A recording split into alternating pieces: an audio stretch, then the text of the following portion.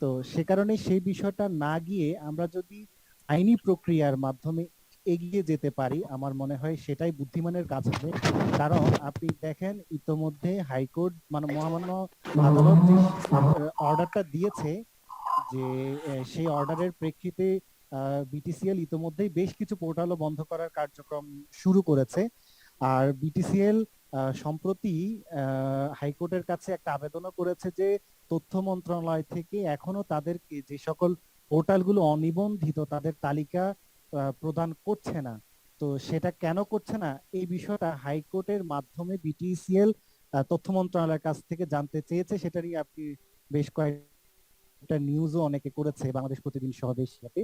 তো হাইকোর্ট সেই বিষয়ে একটা শুনানির এটা নিয়ে শুনানি হয়তো সম্ভবত আমি ভুল না করে থাকলে 15 তারিখে একটা, হ্যাঁ 15 তারিখে একটা শুনানি আছে। সেই শুনানিতে হয়তো হাইকোর্ট, আমি আমার যেটা ধারণা হাইকোর্ট হয়তো তথ্য মন্ত্রণালয়কে বলবে বা সময়ও বেঁধে দিতে পারে, তুমি এতদিনের মধ্যে তাদেরকে বিটিসিএল কে অনিবন্ধিত পোর্টালগুলোর তালিকা প্রদান করো এবং ডিরেকশন দিয়ে দিবে বিটিসিএল কে, তোমরা এগুলো পাওয়ার সাথে সাথে এই পোর্টালগুলো বন্ধ করে দাও। যদি এই অর্ডারটা হাইকোর্ট দিয়ে দেয় তাহলে সাথে সাথেই হয়তো বিটিসিএল সেটা বন্ধ করে দিবে। তো বিটিসিএল যদি বন্ধ করে দেয় আমরা তখন আসলে আদালতে গিয়ে কথা বলবো, কথা বলার যে জায়গাটা সে জায়গাটা সংকীর্ণ হয়ে যায়, যেহেতু আমরা সবাই ইতোমধ্যেই জেনেছি একটা রিট হয়েছে, রিটের প্রেক্ষিতে হাইকোর্ট একটা আদেশ দিয়েছে।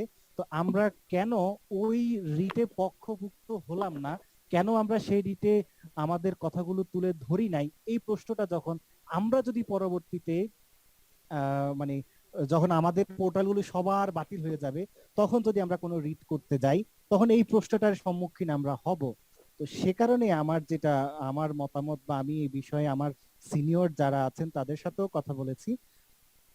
তো তারা আমাদেরকে যেটা বলেছেন যে 15 তারিখে যে শুনানি হোক, বা আমরা সেটা চাইলে কালকেও আমরা পার্টির জন্য আবেদন করতে পারি একটা সাপ্লিমেন্টারি দিয়ে, যে আমরা উক্ত রিটে বনপা এই রিটের পক্ষভুক্ত হতে চাই। তো সেটা করে আমরা পক্ষভুক্ত হয়ে আমরা আমাদের বক্তব্যগুলো তুলে ধরতে পারি।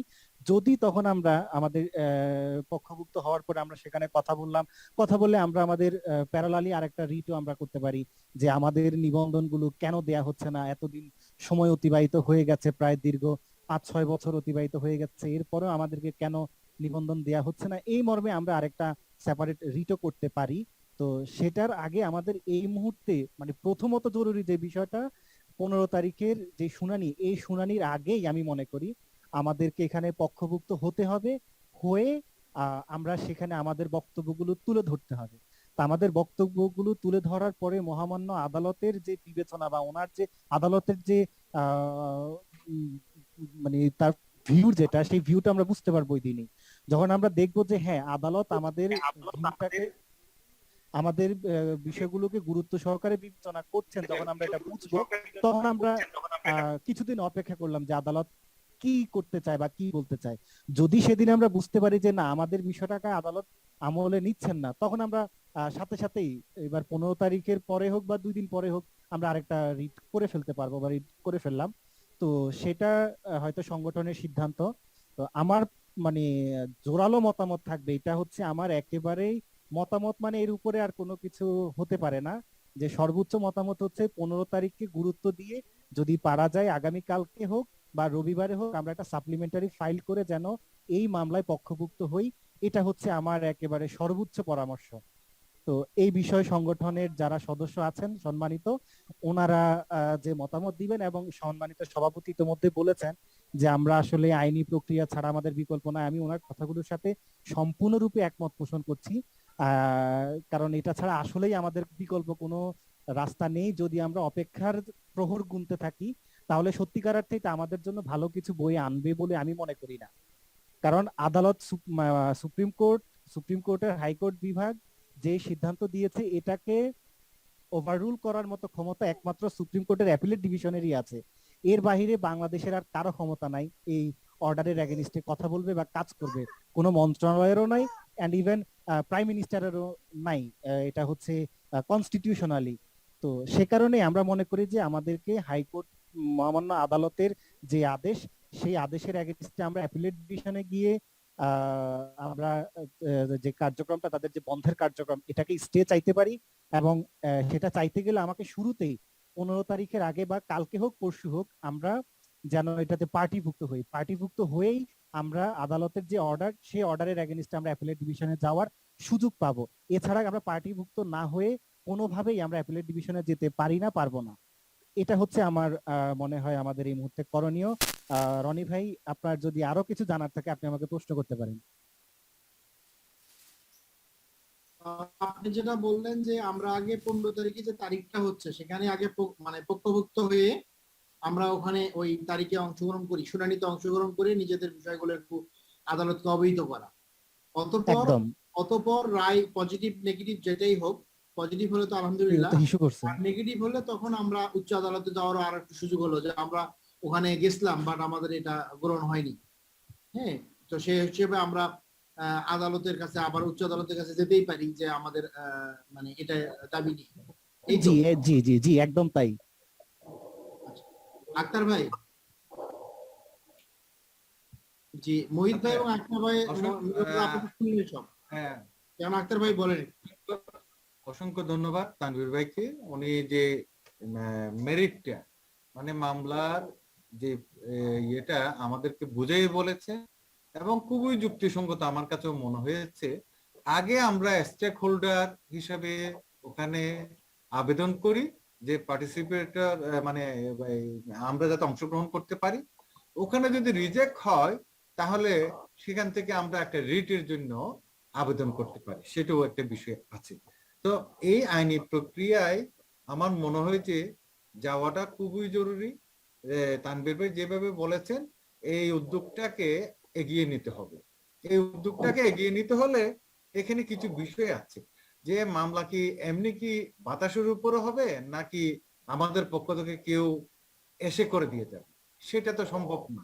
সেই কারণে আমার মনে হয় ব্যক্তিগতভাবে যারা আমরা আবেদিত আছি তাদের উপরে একটা ফি নির্ধারণ করেন, যারা আমরা স্টেক হোল্ডার অথবা রিট আবেদনকারী হতে চাই তাদের নামগুলো যাতে এমন ভাবে থাকে যারা নিবন্ধনের জন্য 2-3বারের ইন্সপেকশন হয়েছে অথবা একবারও হয়েছে, এই নামগুলো কালেকশন করে তাদের উপরে আমরা যাতে মানে আইনগত সহায়তার জন্য একটা ফান্ড ক্রিয়েট করতে পারি, সেভাবে একটা ফান্ড ক্রিয়েটের চিন্তা ভাবনা করেন।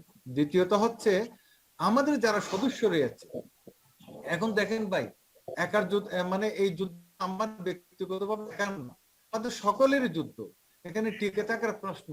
আপনিও আশা করে আসছেন যে বনপা আপনার জন্য কিছু করবে, তাহলে করতে গেলে এখানে অবশ্যই আপনার একটা পার্টিসিপেশন থাকা দরকার, আপনার একটা আন্তরিকতা থাকা দরকার, আপনার একটা মানে সম্পর্ক থাকা দরকার। সম্পর্কটা শুধু কথার মধ্যে হবে সেটা সম্ভব না। যেহেতু আইনের পথে আমাদেরকে যেতে হবে, আপনারাও একটা পার্টিসিপেটরি একটা ফি মিনিমাম হইলেও যতটুকু পারেন সেভাবে দেন, তাহলে আপনারও সবসময় একটা আন্তরিকতা থাকবে যে না, আমি বনপাই আইনগতভাবে প্রসিড হওয়ার জন্য আমি একটা সামান্য ফি হলেও আমি দিয়েছি, তখন আপনার মনের ভিতরে একটা স্যাটিসফ্যাকশন থাকবে। তো ওই জন্য বলবো যে আপনি বিশেষ করে আমাদের যে সাধারণ সম্পাদক রনি সাহেব, আপনি সবার সাথে আলোচনা করে একটা ফি নির্ধারণ করেন, যে যারা ইয়ে আছে এই যে কি বলে আবেদিত, আমরা যারা আবেদিত আছি তাদের কাছ থেকে একটা ফি ধরেন, আর যারা আমাদের সদস্য আছে, কারণ আপনি দেখেন ইতোমধ্যে তাদের কাছ থেকে একটা নমিনাল একটা সহনীয় পর্যায়ে একটা ফি হবে। তাহলে যে ফান্ডটা ক্রিয়েট হবে সেখানে এই যে আমরা প্রথমত শুরু করেছে, যেটা বললাম যে স্টেক হোল্ডার হিসেবে আমরা অংশগ্রহণ করতে চাই মামলায়, সেখানেও যেরকম একটা ছোটখাটো ফি দিতে হবে। আবার রিড করতে গেলে নিশ্চয়ই আমাদেরকে লয়ারের আশ্রয় নিতে হবে, বড় ধরনের লয়ারের আশ্রয় নিতে হবে। তো সেটা কেন করছে না, এই বিষয়টা হাইকোর্টের মাধ্যমে বিটিসিএল তথ্য মন্ত্রণালয়ের কাছ থেকে জানতে চেয়েছে, সেটারই আপনি বেশ অংশগ্রহণ করে আমাদের একটা ফান্ড ক্রিয়েট বাই হিসাব আবার দিতে হবে। তো হাইকোর্ট সেই বিষয়ে একটা শুনানি, এটা নিয়ে শুনানি হয়তো সম্ভবত আমি ভুল না করে থাকলে 15 তারিখে একটা, হ্যাঁ 15 তারিখে একটা শুনানি আছে। সেই শুনানিতে হয়তো হাইকোর্ট, আমার যেটা ধারণা, হাইকোর্ট হয়তো তথ্য মন্ত্রণালয়কে বলবে বা সময়ও বেঁধে দিতে পারে, তুমি এতদিনের মধ্যে তাদেরকে বিটিসিএল কে অনিবন্ধিত পোর্টালগুলোর তালিকা প্রদান করো এবং ডিরেকশন দিয়ে দিবে বিটিসিএল কে, তোমরা এগুলো পাওয়ার সাথে সাথে এই পোর্টালগুলো বন্ধ করে দাও। যদি এই অর্ডারটা হাইকোর্ট দিয়ে দেয় তাহলে সাথে সাথেই হয়তো বিটিসিএল সেটা বন্ধ করে দিবে। তো বিটিসিএল যদি বন্ধ করে দেয় আমরা তখন আসলে আদালতে গিয়ে কথা বলবো, কথা বলার যে জায়গাটা সে জায়গাটা সংকীর্ণ হয়ে যায়, যেহেতু আমরা সবাই ইতোমধ্যেই জেনেছি একটা রিট হয়েছে, রিটের প্রেক্ষিতে হাইকোর্ট একটা আদেশ দিয়েছে। তো আমরা কেন ওই রিটে পক্ষভুক্ত হলাম না, কেন আমরা সেই রিটে আমাদের কথাগুলো তুলে ধরি নাই, এই প্রশ্নটা যখন আমরা যদি পরবর্তীতে মানে যখন আমাদের পোর্টালগুলো সবার বাতিল হয়ে যাবে তখন যদি আমরা কোনো রিট করতে যাই তখন এই প্রশ্নটার সম্মুখীন আমরা হব। তো সে কারণে আমার যেটা আমার মতামত বা আমি এই বিষয়ে আমার সিনিয়র যারা আছেন তাদের সাথেও কথা বলেছি। তো তারা আমাদেরকে যেটা বলেছেন যে 15 তারিখে যে শুনানি হোক, বা আমরা সেটা চাইলে কালকেও আমরা পার্টির জন্য আবেদন করতে পারি একটা সাপ্লিমেন্টারি দিয়ে যে আমরা উক্ত রিটে বনপা এই রিটের পক্ষভুক্ত হতে চাই। তো সেটা করে আমরা পক্ষভুক্ত হয়ে আমরা আমাদের বক্তব্যগুলো তুলে ধরতে পারি। যদি তখন আমরা আমাদের পক্ষভুক্ত হওয়ার পরে আমরা সেখানে কথা বললাম, কথা বললে আমরা আমাদের প্যারালালি আরেকটা রিটও আমরা করতে পারি যে আমাদের নিবন্ধনগুলো কেন দেয়া হচ্ছে না, এতদিন সময় অতিবাহিত হয়ে গেছে, প্রায় দীর্ঘ 5-6 বছর অতিবাহিত হয়ে গেছে, এরপরেও আমাদেরকে কেন নিবন্ধন দেয়া হচ্ছে না, এই মর্মে আমরা আরেকটা সেপারেট রিটও করতে পারি। তো সেটার আগে আমাদের এই মুহূর্তে মানে প্রথমত জরুরি যে বিষয়টা 15 তারিখের যে শুনানি, এই শুনানির আগেই আমি মনে করি আমাদেরকে এখানে পক্ষভুক্ত হতে হবে, হয়ে আমরা সেখানে আমাদের বক্তব্যগুলো তুলে ধরতে হবে। তা আমাদের বক্তব্যগুলো তুলে ধরার পরে মহামান্য আদালতের যে বিবেচনা বা ওনার যে আদালতের যে আহ, উম, মানে তার ভিউ যেটা, সেই ভিউটা আমরা বুঝতে পারবো ওই দিনই, যখন আমরা দেখবো যে হ্যাঁ আদালত আমাদের ভিউটাকে আমাদের বিষয়গুলোকে গুরুত্ব সহকারে বিবেচনা করছেন, যখন আমরা এটা বুঝবো তখন আমরা কিছুদিন অপেক্ষা করলাম যে আদালত কি করতে চায় বা কি বলতে চায়। যদি সেদিন আমরা বুঝতে পারি যে না আমাদের বিষয়টাকে আদালত আমলে নিচ্ছেন না, তখন আমরা সাথে সাথেই এবার 15 তারিখের পরে হোক বা 2 দিন পরে হোক আমরা আরেকটা রিট করে ফেলতে পারবো বা রিট করে ফেললাম। তো সেটা হয়তো সংগঠনের সিদ্ধান্ত। তো আমার মানে জোরালো মতামত থাকবে, এটা হচ্ছে আমার একেবারেই মতামত, মানে এর উপরে আর কোনো কিছু হতে পারে না। যে সর্বোচ্চ মতামত হচ্ছে 15 তারিখকে গুরুত্ব দিয়ে যদি পারা যায় আগামীকালকে হোক বা রবিবারে হোক আমরা একটা সাপ্লিমেন্টারি ফাইল করে যেন এই মামলায় পক্ষভুক্ত হই, এটা হচ্ছে আমার একেবারে সর্বোচ্চ পরামর্শ। তো এই বিষয়ে সংগঠনের যারা সদস্য আছেন সম্মানিত, ওনারা যে মতামত দিবেন, এবং সম্মানিত সভাপতি ইতিমধ্যে বলেছেন যে আমরা আসলে আইনি প্রক্রিয়া ছাড়া আমাদের বিকল্প নাই, আমি ওনার কথাগুলোর সাথে সম্পূর্ণরূপে একমত পোষণ করছি। কারণ এটা ছাড়া আসলেই আমাদের বিকল্প কোনো রাস্তা নেই। যদি আমরা অপেক্ষার প্রহর গুনতে থাকি তাহলে সত্যিকার অর্থে এটা আমাদের জন্য ভালো কিছু বই আনবে বলে আমি মনে করি না। কারণ আদালত সুপ্রিম কোর্ট, সুপ্রিম কোর্টের হাইকোর্ট বিভাগ যে সিদ্ধান্ত দিয়েছে এটাকে ওভাররুল করার মতো ক্ষমতা একমাত্র সুপ্রিম কোর্টের অ্যাপিলেট ডিভিশনেরই আছে। এর বাইরে বাংলাদেশের আর কারো ক্ষমতা নাই এই অর্ডারের এগেইনস্টে কথা বলবে বা কাজ করবে, কোনো মন্ত্রণালয়েরও নাই, এন্ড ইভেন প্রাইম মিনিস্টারেরও নাই। এটা হচ্ছে কনস্টিটিউশনালি। তো সে কারণে আমরা মনে করি যে আমাদেরকে হাইকোর্ট মহামান্য আদালতের যে আদেশ, সেই আদেশের এগেইনস্টে আমরা অ্যাপিলেট ডিভিশনে গিয়ে আমরা যে কার্যক্রমটা তাদের যে বন্ধের কার্যক্রম এটাকে স্টে চাইতে পারি। এবং সেটা চাইতে গেলে আমাকে শুরুতেই 15 তারিখের আগে বা কালকে হোক পরশু হোক আমরা যেন এটাতে পার্টিভুক্ত হই, পার্টিভুক্ত হয়েই আমরা আদালতের যে অর্ডার সেই অর্ডারের এগেইনস্টে আমরা অ্যাপিলেট ডিভিশনে যাওয়ার সুযোগ পাবো। এছাড়া আমরা পার্টিভুক্ত না হয়ে কোনোভাবেই আমরা অ্যাপিলেট ডিভিশনে যেতে পারি না, পারবো না। এটা হচ্ছে আমার মনে হয় আমাদের এই মুহূর্তে করণীয়। রনি ভাই, আপনার যদি আরো কিছু জানার থাকে আপনি আমাকে প্রশ্ন করতে পারেন। আপনি যেটা বললেন যে আমরা আগে 15 তারিখে যে তারিখটা হচ্ছে সেখানে আগে মানে পক্ষভুক্ত হয়ে আমরা ওখানে ওই তারিখে অংশগ্রহণ করি, শুনানিতে অংশগ্রহণ করে নিজেদের বিষয়গুলো একটু আদালতকে অবহিত করা। অতঃপর একদম। অতঃপর রায় পজিটিভ নেগেটিভ যেটাই হোক, পজিটিভ হলে তো আলহামদুলিল্লাহ, ইস্যু করছে। আর নেগেটিভ হলে তখন আমরা উচ্চ আদালতে যাওয়ারও আর একটু সুযোগ হলো যে আমরা ওখানে গেছিলাম বাট আমাদের এটা গ্রহণ হয়নি।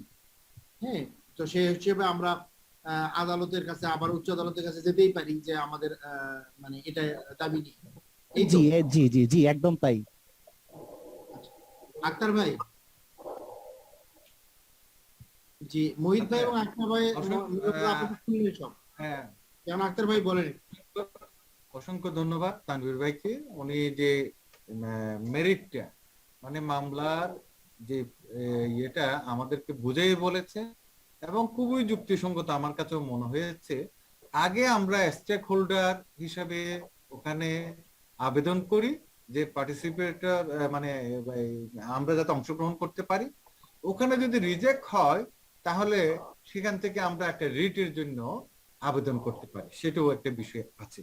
তো এই আইনি প্রক্রিয়ায় আমার মনে হয় যে যাওয়াটা খুবই জরুরি। তানভীর ভাই যেভাবে বলেছেন এই উদ্যোগটাকে এগিয়ে নিতে হবে। এই উদ্যোগটাকে এগিয়ে নিতে হলে এখানে কিছু বিষয় আছে, যে মামলা কি এমনি কি বাতাসের উপরে হবে নাকি আমাদের পক্ষ থেকে কেউ এসে করে দিয়ে যাবে, সেটা তো সম্ভব না। সেই কারণে আমার মনে হয় ব্যক্তিগতভাবে যারা আমরা আবেদিত আছি তাদের উপরে একটা ফি নির্ধারণ করেন, যারা আমরা স্টেক হোল্ডার অথবা রিট আবেদনকারী হতে চাই তাদের নামগুলো যাতে এমন ভাবে থাকে যারা নিবন্ধনের জন্য 2-3বারের ইন্সপেকশন হয়েছে অথবা একবারও হয়েছে, এই নামগুলো কালেকশন করে তাদের উপরে আমরা যাতে মানে আইনগত সহায়তার জন্য একটা ফান্ড ক্রিয়েট করতে পারি, সেভাবে একটা ফান্ড ক্রিয়েটের চিন্তা ভাবনা করেন। দ্বিতীয়ত হচ্ছে আমাদের যারা সদস্য রয়েছে, এখন দেখেন ভাই একার যুদ্ধ মানে এই যুদ্ধ আমার ব্যক্তিগতভাবে একার না, আমাদের সকলের যুদ্ধ। এখানে টিকে থাকার প্রশ্ন। আপনিও আশা করে আসছেন যে বনপা আপনার জন্য কিছু করবে, তাহলে করতে গেলে এখানে অবশ্যই আপনার একটা পার্টিসিপেশন থাকা দরকার, আপনার একটা আন্তরিকতা থাকা দরকার, আপনার একটা মানে সম্পর্ক থাকা দরকার। সম্পর্কটা শুধু কথার মধ্যে হবে সেটা সম্ভব না। যেহেতু আইনের পথে আমাদেরকে যেতে হবে, আপনারাও একটা পার্টিসিপেটরি একটা ফি মিনিমাম হইলেও যতটুকু পারেন সেভাবে দেন, তাহলে আপনারও সবসময় একটা আন্তরিকতা থাকবে যে না, আমি বনপাই আইনগতভাবে প্রসিড হওয়ার জন্য আমি একটা সামান্য ফি হলেও আমি দিয়েছি, তখন আপনার মনের ভিতরে একটা স্যাটিসফ্যাকশন থাকবে। তো ওই জন্য বলবো যে আপনি বিশেষ করে আমাদের যে সাধারণ সম্পাদক রনি সাহেব, আপনি সবার সাথে আলোচনা করে একটা ফি নির্ধারণ করেন, যে যারা ইয়ে আছে এই যে কি বলে আবেদিত, আমরা যারা আবেদিত আছি তাদের কাছ থেকে একটা ফি ধরেন, আর যারা আমাদের সদস্য আছে হ্যাঁ তাদের কাছ থেকে একটা নমিনাল একটা সহনীয় পর্যায়ে একটা ফি ধরেন। তাহলে যে ফান্ডটা ক্রিয়েট হবে সেখানে এই যে আমরা প্রথমত এই যে যেটা বললাম যে স্টেক হোল্ডার হিসেবে আমরা অংশগ্রহণ করতে চাই মামলায়, সেখানেও যেরকম একটা ছোটখাটো ফি দিতে হবে। আবার রিড করতে গেলে নিশ্চয়ই আমাদেরকে লয়ারের আশ্রয় নিতে হবে, বড় ধরনের লয়ারের আশ্রয় নিতে হবে। সেই জন্যই আপনারা সবাই পার্টিসিপেট করুন, অংশগ্রহণ করে আমাদের একটা ফান্ড ক্রিয়েট পাই হিসাব আবার দিতে হবে। সেটাও আমি বলে রাখি যে আমাদের টাকা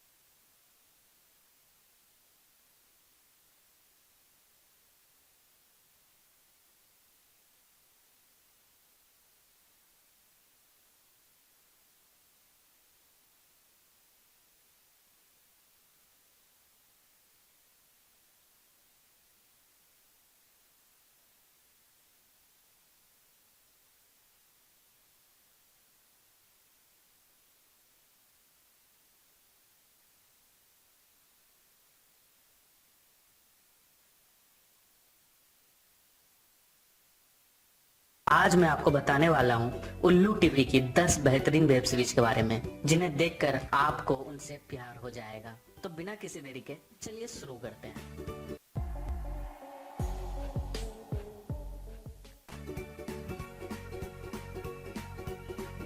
चरम सुख एडल्ट वेब सीरीज वाली ये वेब सीरीज में टोटल 13 एपिसोड हैं। चरम सुख उल्लू टीवी पर सबसे फेमस और बेस्ट एरोटिक वेब सीरीज में से एक है। इस सीरीज के हर एपिसोड में कुछ अलग कहानी है और एक अलग डायरेक्शन के साथ, एक अलग एक्टर्स के साथ, एक अलग डायरेक्शन में बनी है। हर कहानी अलग कैरेक्टर की एरोटिक डिजायर के इर्द गिर्द घूमती है और इन्हें अपनी डिजायर के लिए क्या कीमत चुकानी पड़ती है वो आप इस सीरीज में देख सकेंगे। इस वेब सीरीज के कुछ लोकप्रिय एपिसोड हैं, जैसे प्यासा, ट्रैप्ड, एक ख्वाब, डिग्री विंग, टीचर आदि। कविता भाभी एडल्ट इरोटिक वाली इस वेब सीरीज में टोटल 8 एपिसोड हैं। उल्लू टीवी हमेशा से ही अपनी bold and erotic web series के कारण चर्चों में रही है। इस सीरीज का नाम से ही पता चलता है कि ये कितना भयानक सीरीज है। ये सीरीज कॉमिक कैरेक्टर सविता भाभी से इंस्पायर्ड है। इस सीरीज में सविता भाभी नाम की एक कैरेक्टर फोन कॉल पर लोगों को लुभाती है, जिसे देखकर आपको मजा आएगा।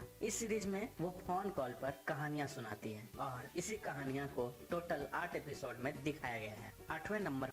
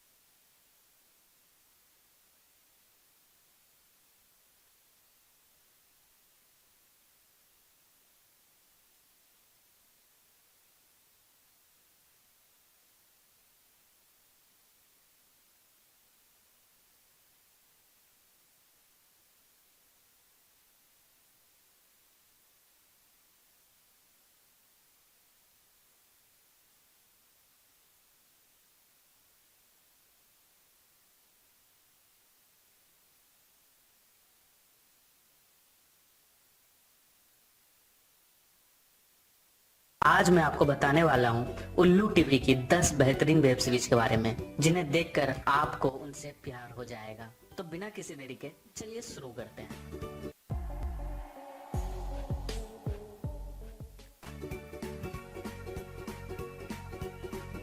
चरम सुख एडल्ट वेब सीरीज वाली ये वेब सीरीज में टोटल 13 एपिसोड हैं। चरम सुख उल्लू टीवी पर सबसे फेमस और बेस्ट इरोटिक वेब सीरीज में से एक है। इस सीरीज के हर एपिसोड में कुछ अलग कहानी है और एक अलग डायरेक्शन के साथ, एक अलग एक्टर्स के साथ, एक अलग डायरेक्शन में बनी है। हर कहानी अलग कैरेक्टर की इरोटिक डिजायर के इर्द गिर्द घूमती है और इन्हें अपनी डिजायर के लिए क्या कीमत चुकानी पड़ती है वो आप इस सीरीज में देख सकेंगे। इस वेब सीरीज के कुछ लोकप्रिय एपिसोड हैं जैसे प्यासा, ट्रैप्ड, एक ख्वाब, डिग्री विंग, टीचर आदि। कविता भाभी एडल्ट इरोटिक वाली इस वेब सीरीज में टोटल 8 एपिसोड हैं। उल्लू टीवी हमेशा से ही अपनी bold and erotic web series के कारण चर्चों में रही है। इस सीरीज का नाम से ही पता चलता है कि ये कितना भयानक सीरीज है। ये सीरीज कॉमिक कैरेक्टर सविता भाभी से इंस्पायर्ड है। इस सीरीज में सविता भाभी नाम की एक कैरेक्टर फोन कॉल पर लोगों को लुभाती है जिसे देखकर आपको मजा आएगा।